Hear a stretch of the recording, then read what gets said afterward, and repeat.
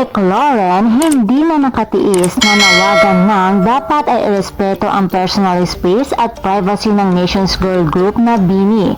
Talagang hindi na mapipigilan ang kasikatan ng Nations Girl Group na BINI matapos nga ang kanilang matagumpay at historical 3D concert ay deserve din ng mga ito na magbakasyon at magpahinga kasama ang kanilang mga pamilya at malalapit na kaibigan. Kaya naman, ispato sa iba't ibang lugar ang mga membro ng BINI. Kamakailan din lamang ay mainit na pinag-usapan sa social media ang pambabastos daw umano ng isang lalaki na si AJ Fernan kay Aya sa isang bar. Kaya naman, nang gagalaiti sa galit ang mga Blooms at dapat daw ay kasuhan ng harassment si AJ. Humingi naman ng sorry si AJ at ayon sa kanya, wala daw umano siyang intensyong bastusin ang dalaga. Nagandahan lamang daw siya rito.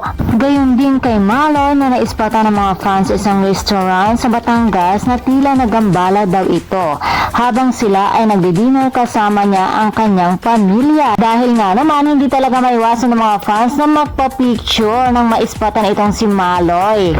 Subalit, hindi naman ito pinalampas ni Derek at dahil dito, nanawagan siya at nakiusap kung saan ay respeto naman daw ang personal space at privacy ng BINI. Hayaan mo na silang i-spend ang kanilang oras sa mga mahal nila sa buhay. Dagdag pa ni Derek, tao rin po sila.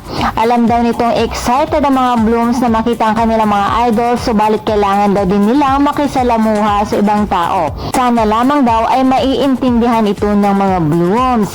Sa naging opisyal naman ang statement ng Sir Magic, asahan na sila ay gagawa ng paraan o nararapat na hakbang upang protektahan ang kanilang mga alagang artista.